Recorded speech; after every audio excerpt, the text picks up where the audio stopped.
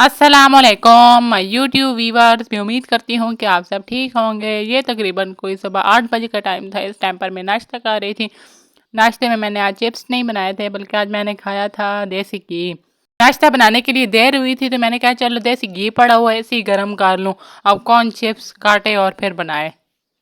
आज मैं कड़ी पकौड़ा बनाने लगी थी। मैंने कहा चलो आपके साथ भी रेसिपी शेयर कर दूँ। 2 मीडियम साइज़ के कटे हुए प्याज लिए हैं, एक बड़े साइज़ का कटा हुआ टमाटर लिया है, 3-4 हरी मिर्ची काट ली हैं, 1 टीस्पून इसके अंदर दड़ा मिर्च डाला है। दड़ा मिर्च मैंने इसलिए कम डाला है क्योंकि ऑलरेडी मैंने इसके अंदर हरी मिर्ची काट ली हैं। 1 टीस्पून धनिया लहसुन का पेस्ट डाल दिया है।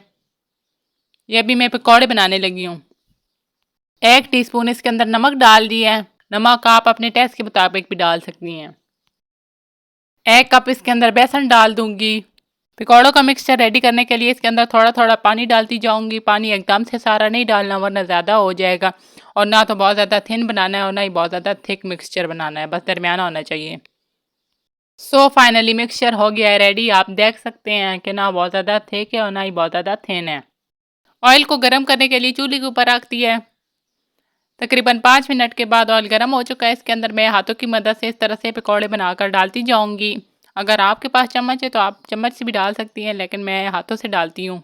मुझे तो कड़ी में प्याज वाले पकौड़े अच्छे लगते हैं, इसलिए मैं ये बना रही हूँ। अगर आपको आलू वाले पसंद है तो आप वो भी बना के डाल सकती हैं।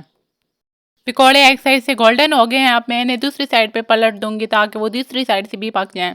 फाइनली पकौड़े दोनों साइडों से हो गए हैं रेडी। अब मैं इसे निकाल लूंगी। कड़ी बनाने के लिए 1/2 कप कुकिंग ऑयल मैंने कढ़ाई के अंदर डाल दिया। ये गर्म हो गया। इसके अंदर 1 मीडियम साइज की कटी प्याज डाल दूंगी और इसे गोल्डन कर लूंगी।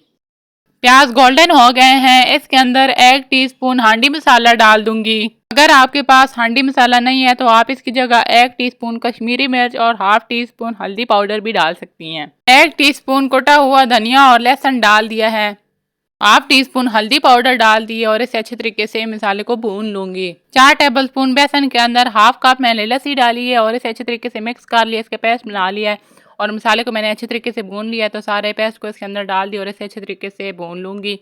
और आप देख सकते हैं मैंने इसके अंदर टमाटर बिल्कुल नहीं डाले। 1 टीस्पून नमक डाल दिया है। अगर आपके पास खट्टी लस्सी है तो टमाटर बिल्कुल ना डालें, और अगर आपके पास मीठी लस्सी है तो फिर 1 टमाटर से ज़्यादा टमाटर ना डालें। मसाले को अच्छे तरीके से भुनने के बाद इसके अंदर मैं लस्सी डालती जाऊंगी। लस्सी आस्ते आस्ते डालूंगी ताकि इसमें जो बेसन डाले उसके लम्स ना बने।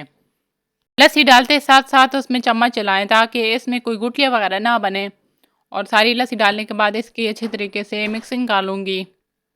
और आप देख सकते हैं कि कड़ी रेडी हो रही है, बल्कि अभी रेडी तो नहीं हुई।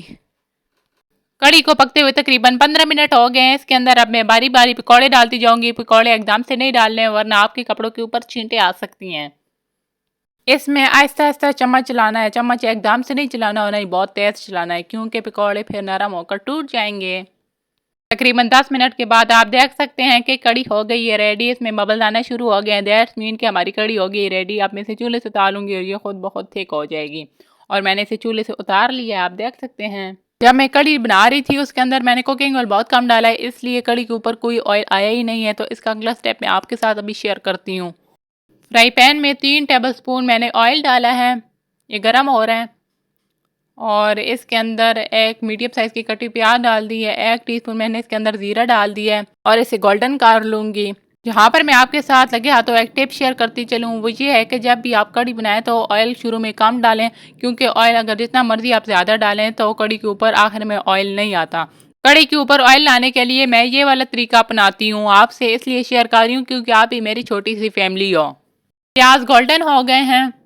यहाँ पर मैं चिड़ियों का तमाशा करने लग पड़ी थी। हमारे घर चिड़िया आती हैं, उन्हें मैं दाने डालती हूँ तो वो बड़े मज़े से दाने खा रही होती हैं, लेकिन जैसे ही मैंने कैमरे का फोकस उनकी साइड पे किया है तो वो डर के मारे फिर आ ही नहीं रही थी। अभी ये आस्ता आस्ता आ रही थी।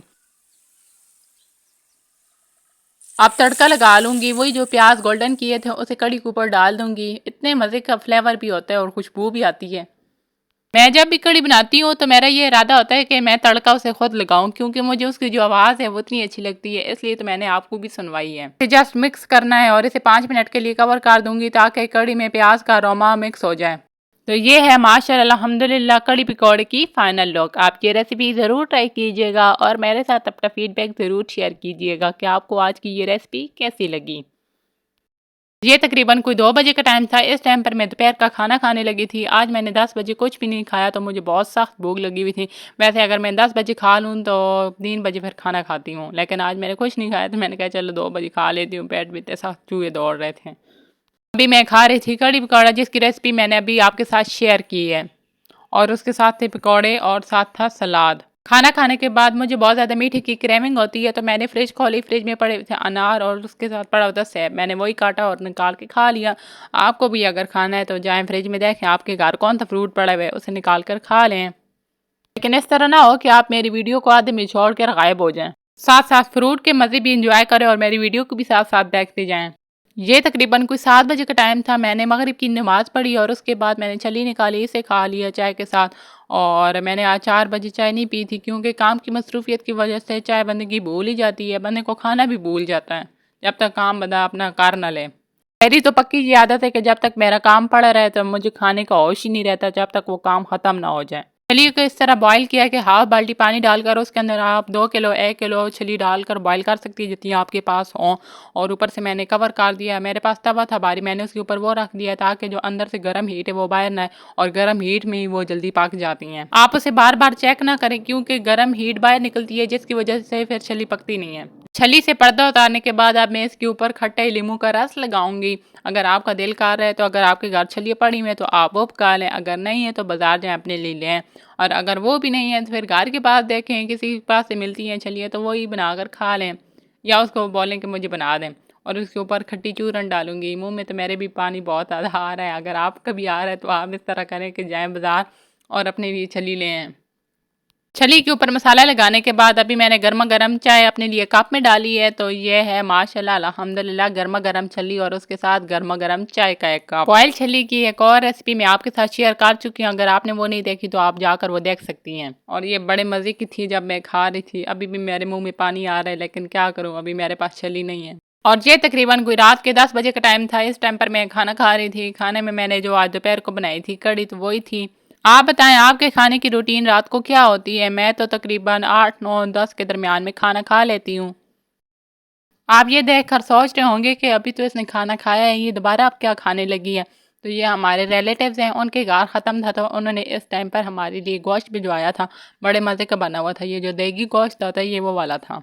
आज का व्लॉग आपको कैसा लगा ज़रूर कमेंट बॉक्स में बताइएगा। मैं आपके साथ मिलूंगी एक नई रेसिपी के साथ। तब तक के लिए अल्लाह हाफिज़।